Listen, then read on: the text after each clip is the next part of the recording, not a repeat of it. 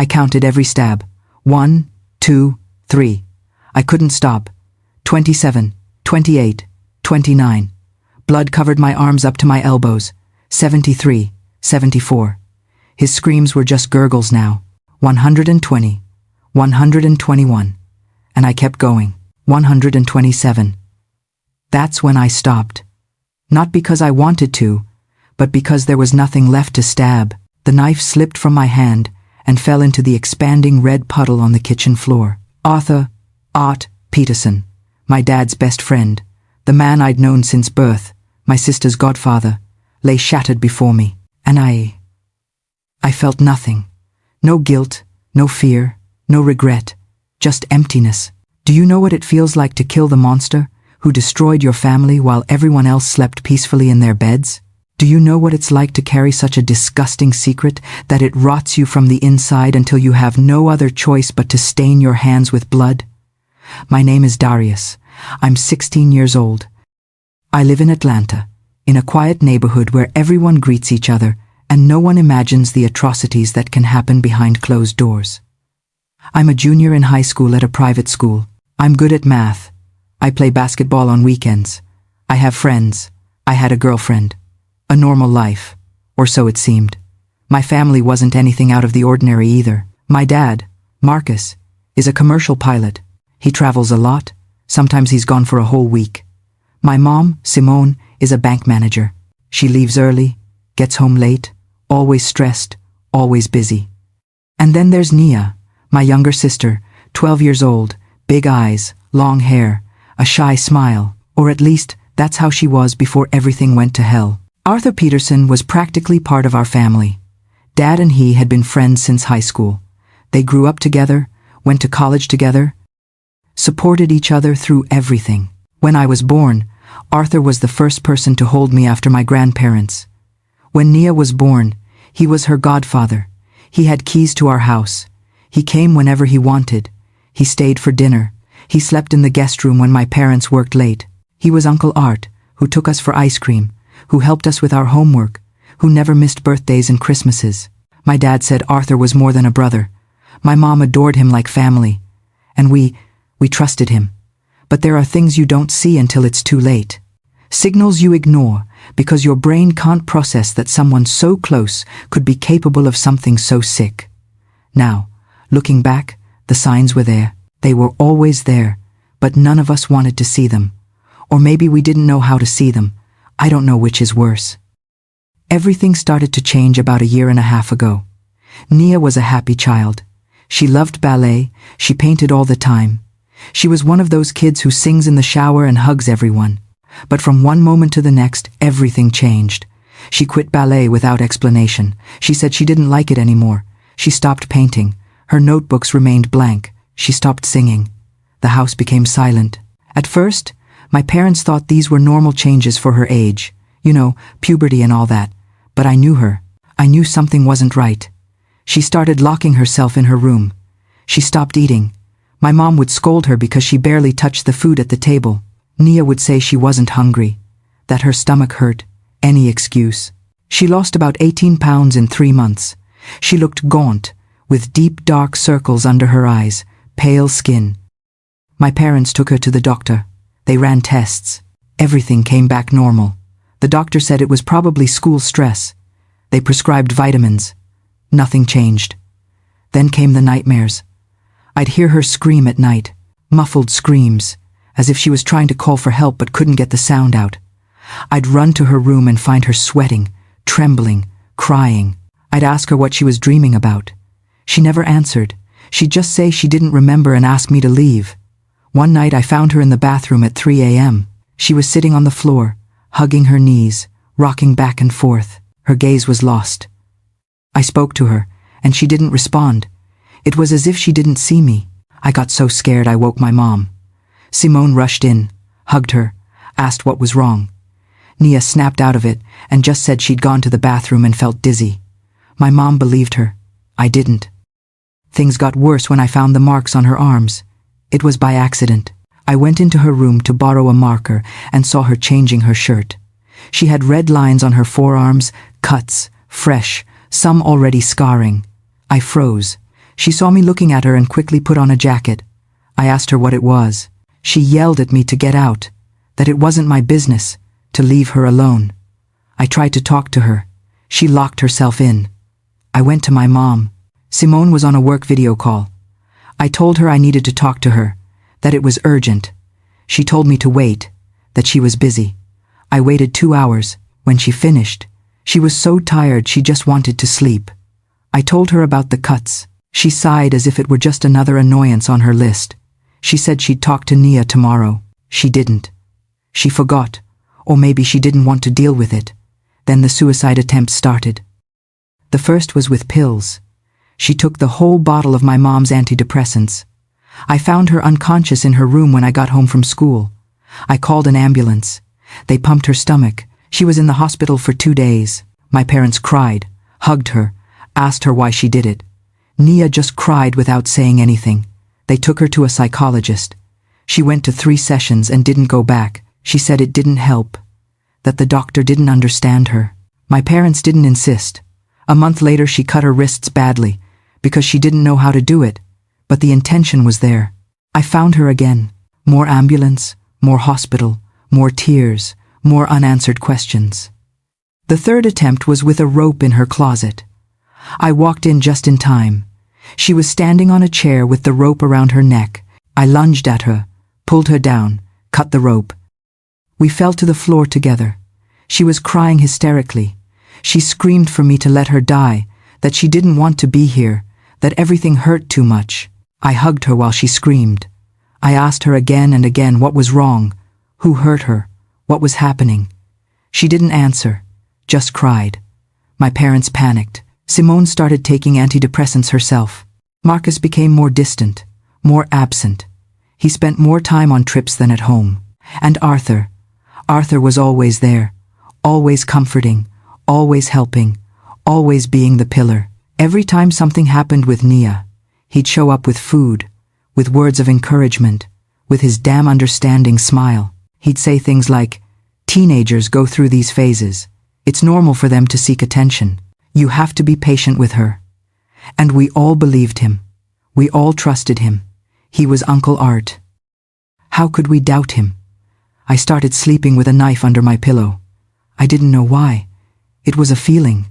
Something inside me told me I had to be prepared to protect Nia. I didn't know from what. I didn't know from whom. I just knew she needed protection. My friends told me I was paranoid. My girlfriend, Chloe, told me I was unhealthily obsessed with my sister, that I should leave her alone, that it wasn't my responsibility. We fought about it all the time until she left me. She told me she couldn't be with someone so intense, so drowned in problems that didn't exist. Those were her exact words. Problems that didn't exist. But the problems did exist, and they were about to explode in the worst possible way. 6 months ago, my 2-year-old sister got pregnant. 12 years old. She hadn't even had her first regular period yet. When my mom noticed Nia throwing up every morning, she thought it was a stomach virus. She took her to the doctor as a precaution. They did routine blood tests, and that's when it hit. The doctor called my mom aside. I heard the screams from the waiting room. Nia was pregnant, 8 weeks along. The news dropped like a nuclear bomb on our family. My mom collapsed right there in the doctor's office. They had to treat her too. When we got home, my dad was already there. Simone had called him mid-flight. Marcus canceled everything and came back. The scene was brutal. My dad was yelling. My mom was crying. Nia was sitting on the couch, completely catatonic, her gaze lost in nothingness. My dad shouted at her, asking who it was, to tell him the name, that he was going to kill whoever did this to her. Nia didn't respond with a single word, not a single tear, nothing. She was like a living dead person. They called the police. They came to the house, asked her questions. Nia wouldn't speak. The officers said that without the victim's testimony, they couldn't do anything. They suggested therapy, psychological support. My mom exploded at them. She yelled that her 2-year-old daughter was pregnant and they weren't doing anything. The police left. They didn't come back. They brought psychologists to the house. Nia wouldn't talk to them. She'd just stare at the wall. Weeks passed. The pregnancy continued. My parents argued about whether they should terminate it or not. I'd hear them fighting at night. Simone said Nia was too young to have a baby. Marcus said they needed to know who it was before making any decisions. Meanwhile, Nia remained in her own world. She stopped going to school. She stopped eating completely. They fed her almost by force, and Arthur was there all the damn time, bringing food, helping with medical expenses, accompanying my parents to appointments, comforting Nia. I saw him, and something in my stomach twisted. I couldn't explain it. It was a visceral feeling that something wasn't right. But when I tried to say something, my dad would shut me down. He'd say, Arthur was the only person who truly supported us, who didn't judge us, who was there when we needed him most. And I'd stay silent because I had no proof, just a feeling. At 12 weeks, Nia had a miscarriage. It was horrible. She started bleeding in the middle of the night. A lot of blood. They rushed her to the hospital. She had surgery because she didn't expel everything. She almost bled to death, almost died. She spent a week in intensive care. The doctor said it was a miracle she survived. When she finally woke up, my parents were with her, and Arthur too. Nia opened her eyes, saw Arthur standing at the foot of her bed, and started screaming. Heart-wrenching screams, screams I'll never forget. She screamed, "No, no, no." Over and over she tried to rip out her IVs, to get out of bed. The nurses had to hold her down. They gave her sedatives. The doctors said it was post-abortion trauma, that it was normal for her to react that way, that her mind was processing the loss. Everyone nodded. Everyone accepted that explanation, except me. When Nia came home, she locked herself in her room. She didn't even come out to eat. I'd leave food outside her door. Sometimes she'd touch it, sometimes she wouldn't. One afternoon, while she was sleeping because the doctors had her filled with medication, I went into her room to bring her water. I saw a box under her bed. Something made me bend down and pull it out. Inside was a notebook, a diary. My hands trembled as I opened it, and what I read utterly destroyed me. The first entry was from 4 years ago. Nia was 8 years old. She had just had her first communion. There was a party at home. Everyone was happy. In the diary, in a child's handwriting, with spelling mistakes, it said, "Today, Uncle Art told me I looked very pretty in my white dress. He took me to my room to give me my present. He told me to lie on the bed and close my eyes. I obeyed because he's always good to me. But what happened next hurt a lot. He told me it was our special secret, that good girls keep secrets. I cried, but he covered my mouth. When he finished, he gave me a stuffed animal and told me never to tell anyone, because no one would believe me, and they'd take me away from my family." I kept reading. Entry after entry, year after year. Arthur regularly raped her, 1, 2, 3 times a week. Always when my parents were at work, always when I was at school or with friends. He'd take her in his car to empty places, sometimes in our own house, in the guest room, in the bathroom, in the garage. He told her that was how love was shown in close families, that it was normal, that she provoked him by being so pretty, that if she spoke, she would hurt our parents, she would hurt me. One entry said, "I tried to tell Mommy, but she was busy with work. She said we'd talk later. We never talked. Uncle Art told me that meant Mommy knew and was fine with it, that all girls go through this." Tears fell on the pages as I read. My hands trembled so much I could barely hold the notebook. There were drawings of a little girl crying, of a big man on top of her, of blood, of pain. One entry from a year ago said, "I can't take it anymore. It hurts all the time. I'm bleeding and nobody notices. I want to die. I tried to take Mommy's pills, but Darius found me. I wish he hadn't found me. Every suicide attempt was documented. Every time Arthur molested her before the attempt, every time she lost hope." The last entry was from 2 months ago. It said, "I'm pregnant with Uncle Art's baby. He told me when I secretly took the test. He said that when I turned 13, I could start sharing myself with his work friends, that I was a grown woman now. I don't want to live anymore, but I don't have the courage to try again either. I just want it all to stop." I closed the notebook. I vomited right there on Nia's bedroom floor. I vomited until there was nothing left in my stomach. I cried. I punched the wall until my knuckles bled. I cut my hands on the broken glass of a picture frame I hadn't even realized I'd shattered. The physical pain was nothing compared to what I felt inside. My sister. My little sister. The monster had been under our roof all this time, and we let him in. We invited him, we gave him the keys. When Nia woke up from the noise, she saw me there, covered in vomit and blood, with her diary in my hands. Her eyes widened with terror. She scrambled back on the bed, trembling. I told her I knew everything, that I had read everything, that I was going to kill Arthur. She started crying hysterically. She begged me not to say anything. She told me, "They won't believe me. He'll say I'm lying, Dad will defend him, Mom will think I'm crazy. No one will believe me because he's perfect to everyone, and if you speak, he'll kill me." She promised me, "He'll make it look like suicide, and this time no one will save me." I promised her I would fix it, that I would make him pay, that he would never touch her again. I didn't know how, but I was going to do it.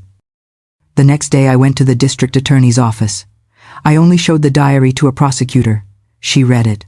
She told me she needed Naya to come in and testify, that without the victim's testimony, the diary wasn't enough evidence. I explained that my sister was terrified, that she had attempted suicide 3 times, that she couldn't speak. The prosecutor looked at me with pity and said, "I'm very sorry, but without a formal complaint from the victim, we cannot proceed. Bring your sister." I wasn't going to bring Nia. I wasn't going to force her to relive all that in front of strangers. There had to be another way. I tried to talk to my parents. Maybe that was my biggest mistake. One night I waited until they were both home. I told them we needed to talk about something serious. They sat down. I told them everything. I showed them the diary. My mom read it and turned pale. My dad snatched it from her hands and started reading. When he finished, he stood up and yelled at me, asking how I dared to invent something like that Nia was confused, traumatized by the pregnancy and the miscarriage. That some boy from school probably got her pregnant, and she was afraid to say it, that she was blaming Arthur because she needed to blame someone. I told him to read it carefully, that everything was there, with dates, with details. My mom cried in silence. Marcus called Arthur, invited him to come to the house. He wanted to confront him. When Arthur arrived, you know what happened. My dad showed him the diary. Arthur read it, and that son of a bitch started crying. He cried as if his heart was breaking. He said he couldn't believe Nia would think that of him, that he loved her like a daughter, that he was devastated, that the child was probably creating false memories due to trauma, that he had read about it online, that abused children sometimes blame the wrong people, that he understood she was confused. My mom hugged him. She hugged him. She told him she knew he would never do anything like that. My dad also patted him on the shoulder. He told him to forgive Nia, that the child wasn't right in the head. I exploded. I yelled at them that they were blind, that the diary had 4 years of entries, that Naya had written everything with details that a child wouldn't invent. My dad slapped me, told me to shut up, that I was being cruel, that Arthur was family. How dared I accuse him of something so disgusting without proof? I told him the diary was proof. He said the diary was the traumatized fantasy of a sick child. Arthur looked at me with those tearful eyes and said, "Darius, I understand you want to protect your sister, but this isn't the way. Nia needs professional help. She doesn't need you to feed her delusions." I wanted to break his face right then and there. My dad dragged me out of the living room, sent me to my room. I heard them continue to comfort Arthur. I didn't sleep that night. I heard when Arthur left. I heard my parents arguing. Simone said something wasn't adding up. Marcus said she was being manipulated by me. At 2 a.m. I heard the front door open. Someone came in. He had keys, Arthur. I heard his footsteps coming up the stairs. They passed my room. They stopped. My heart was pounding so hard I thought my chest would explode. The footsteps continued towards Nia's room. I heard the door open. I grabbed the knife from under my pillow. I went out barefoot. I walked silently to Nia's door. It was ajar. I looked inside. Arthur was sitting on my sister's bed. She was awake, huddled against the wall, trembling. Arthur was stroking her hair. He was telling her in a low voice, "Shh, relax. I just came to talk, to tell you I understand you're scared. But you know no one will believe you, right? You already saw how your parents reacted. Your brother also will end up understanding. So it's better if we go back to our normal routine. I've missed you these months." He put his hand under the covers. Nia started to cry silently. She said, "Please, Uncle Art, please, no. He smiled. That smile, that damn smile I had seen 1,000 times at family lunches, at Christmases, at birthdays. He said, "Come on, princess. You know you like it. You've always liked it." Something in me broke. It wasn't a conscious decision. It was pure instinct. I entered the room. Arthur turned, saw me with the knife. He started to get up. He started to say, "Darius, wait, I can explain." I didn't let him. I plunged the knife into his stomach. His eyes widened enormously. He tried to grab me. I stabbed him again and again and again. He fell to the floor. Nia screamed. I kept going. Each stab was for every time he molested her. Each stab was for every tear she shed. Each stab was for every suicide attempt. Each stab was for the 4 years of nightmares. I kept going and going and going. Nia's screams woke my parents. They came running, turned on the light. They saw me there, covered in blood, with the knife in my hand over Arthur's shattered body. My mom screamed. My dad froze. I dropped the knife. I told them in the calmest voice I had ever used, "He's not going to touch her ever again." The police arrived. They arrested me. Nia told them everything through sobs. She showed them the diary. She showed them the marks on her body. She showed them the photos Arthur had on his phone, thousands of photos of her, of other girls, all the damn material. The investigation expanded. They found connections to pedophile networks. They found more victims, 5 more girls. The case exploded in the news. My trial was a media circus. Some called me a hero, others a murderer. I argued legitimate defense of others. My lawyer presented all the material. The jury deliberated for 6 days. They acquitted me. They said I acted protecting my sister from imminent danger, that the 127 stab wounds were evidence of a state of acute emotional distress, that any brother in my position would have done the same. But here's the truth no one wants to admit. I could have called the police that night. I could have recorded what was happening as evidence. I could have stopped him in 1,000 different ways. But I didn't. I chose to kill him, and I don't regret it. You know why? Because the system had failed. The prosecutor told me I needed my 2-year-old sister, traumatized, with 3 suicide attempts under her belt, to testify in front of strangers. My parents believed a pedophile abuser over their own daughter. The school never noticed anything. The doctors never suspected. The entire system failed.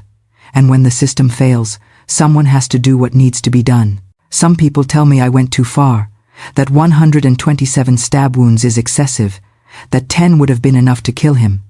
And they're right. But I didn't do it to kill him. I did it to destroy him. So his body would be as shattered as he shattered my sister.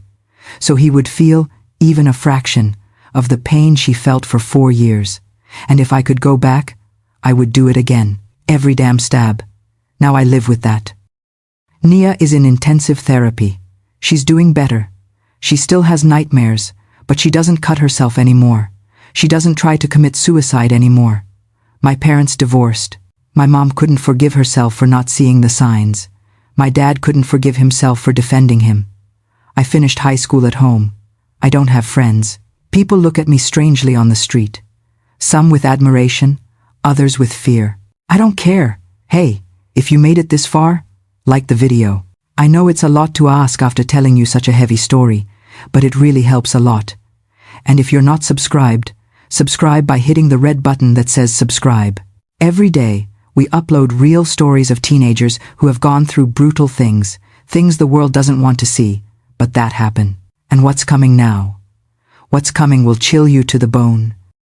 Because I'm going to tell you something even my lawyer doesn't know, something that changed everything. 2 weeks before that night, I received an anonymous message. Someone sent me a video. In the video, Arthur was with Nia in his car. I'm not going to describe what was happening because you can already imagine it. The video was dated 3 years prior. Nia was 9 years old in it. The message said, "There's more, much more, but no one will believe them. The system protects men like him. You know what you have to do." I don't know who sent me that. I never knew. The number was from a burner phone. I investigated. There was no way to trace it, but that video was what confirmed everything for me. Before that, I had doubts. I thought maybe I was paranoid, that maybe Chloe was right and I was inventing problems, but that video changed everything. I didn't show it to the police during the trial. I didn't show it to anyone. I deleted it because if I showed it, they'd have to explain how I got it, and then questions would come about whether I had planned to kill him, about premeditation, and the acquittal would have gone to hell. So yes, I knew. I knew with absolute certainty what Arthur was doing to Nia 2 weeks before I killed him. I had 2 weeks to think, 2 weeks to plan, 2 weeks where I could have gone to the authorities with that video, but I didn't. I waited for the perfect moment. I waited for him to try again, and when he did, I was ready. Does that make me a premeditated murderer? Legally, it might. Do I care? No, not at all, because a pedophile who abused my sister for 4 years is dead, and 5 more girls are safe because his network was discovered afterward. And Nia can sleep without that monster entering her room. The truth is, I lived 2 realities that night.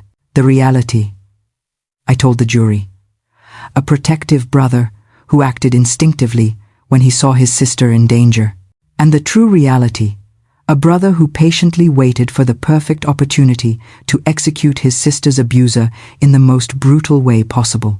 Which reality is true? Both. Both are true at the same time. Yes, I acted to protect Nia, but I also acted with prior knowledge, with planning time, with a clear intention to kill. The 127 stab wounds were not a fit of madness, they were deliberate. Each one counted, each one intentional. There's something else no one knows.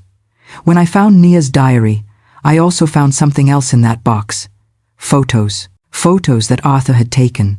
Explicit photos of my sister since she was 8 years old. Photos with other men also. Men I didn't know. Men who are probably still free out there. I saved everything on a USB drive. I hid it. When Arthur was killed and the case exploded, I anonymously sent that USB drive to the district attorney's office. That's the second part of my story that few people know. 3 of those men were arrested. 1 was an elementary school teacher, another was a pediatrician, the 3rd was a police officer. All 3 are in prison now. All 3 were identified by the photos I sent. Officially, that material was found at Arthur's house during the search. No one knows I sent it beforehand. No one knows I had already seen it. And no one needs to know. Why didn't I turn it in directly? Because if I did, questions would come. How did I find it? When did I find it? Why didn't I report it immediately? And those questions would lead to more questions, and I would end up admitting that I planned everything. So I made it anonymous. And it worked. Some would say I manipulated the system, that I played with justice, that I lied on the stand when I said I acted on impulse. And they're right. I did. But the real question is, was it wrong? A serial child abuser is dead. 3 accomplices are in prison. 6 girls are no longer being abused. My sister is alive and healing. The cost? My honesty with the legal system. A system that would have let Arthur go free anyway, while they investigated for years. I've had a year to think about this. A year since I killed him. A year living with these decisions. And honestly, I would do it exactly the same again. I wouldn't change anything. Well, maybe I'd give him 1 more stab to make it 128. A more even number. People ask me how I sleep at night. I sleep perfectly, better than ever actually, because I know Nia is sleeping too, without nightmares of Arthur entering her room. That's worth more than any guilt I'm supposed to feel. My mom asked me once if I regretted it. I told her no. She started crying.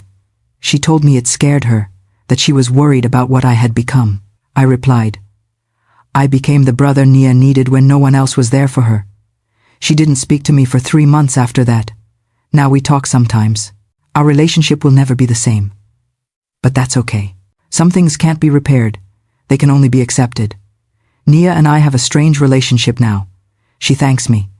But she's also scared to see me. She says that when she looks at me, she remembers that night. The blood, the screams, the shattered body. Her psychologist says it's normal, that she associates her trauma with her salvation, and her brain doesn't know how to process that. I told her I understand if she needs distance. She cries and hugs me and tells me she loves me, but that sometimes she wishes she didn't love me because it would be easier. I understand. I also wish things were easier. You know what's the weirdest thing about all this? I've become a symbol. There are groups on social media that defend me, that say I did the right thing, that all pedophiles should get the same. They sent me letters in prison when I was awaiting trial. Hundreds of letters. Some from victims of abuse thanking me, others from parents saying they would have done the same, some from sick people asking me for details of how I did it. I burned those. But there are also groups that hate me, that say I'm a murderer, that I should be in prison, that I took justice into my own hands, and that's not done in a civilized society, that the 127 stab wounds show that I'm a psychopath, that I'll probably end up killing someone else, that I'm a danger to society. And there's the question I leave you with. Am I right, or did I do the wrong thing? Were the 127 stab wounds justice or revenge? Am I a hero or a murderer? Does premeditation change anything? Does the end justify the means? I'm not going to tell you what to think. Everyone has their opinion, and that's fine. What I will tell you is that I lived that situation. I saw my sister's diary. I saw the photos. I saw the video. I heard Arthur that night telling my 2-year-old sister that he knew she liked it. And I made a decision. I live with that decision. I live with the blood on my hands, literally and metaphorically, and I will continue to live with it until I die, without regrets. If you are listening to this and have gone through something similar or know someone who is going through this, seek help. Talk. Don't stay silent like Nia. Don't wait for someone to have to do what I did. There are helplines, there are organizations, there are people who will believe you. And if the system fails, record everything, document everything, because evidence is the only thing that makes people believe you. And if you are an abuser listening to this, I hope you are scared. I hope you know that there are brothers, sisters, cousins, friends out there who will do whatever it takes to protect their loved ones. And when your turn comes, no one will cry for you. Before I say goodbye, help me by liking this video. I know it's heavy. I know it probably wasn't what you expected to hear today, but these are the real stories that happen and that no one wants to tell. Like it. Share it if you think someone needs to hear this, and subscribe to the channel by pressing the subscribe button. Every day, we upload real teenage stories, raw stories, stories that will make you think. Leave me in the comments what you think. Did I do well? Did I do wrong? What would you have done in my place? Tell me if you have lived something similar. This is a safe space where we support each other, where we don't judge, where we share our stories without fear. Sorry if the video was too long, but these experiences cannot be told in 5 minutes. I needed to tell it completely. I needed to vent to someone who understood me. Thank you for staying until the end. Thank you for being part of this community. Thank you for listening without judging. Or if you judge me, that's fine also, but at least you listened. And that's more than many did for Nia. See you in the next video, and remember, if you see something, say something. Don't wait until it's too late, because sometimes when you wait too long, someone has to make decisions that they will carry for the rest of their lives. Decisions like mine. And believe me, you don't want to live with this. Although I don't regret it, I don't wish it on anyone. Take care. Take care of your loved ones, and if you need to talk, I'm always here.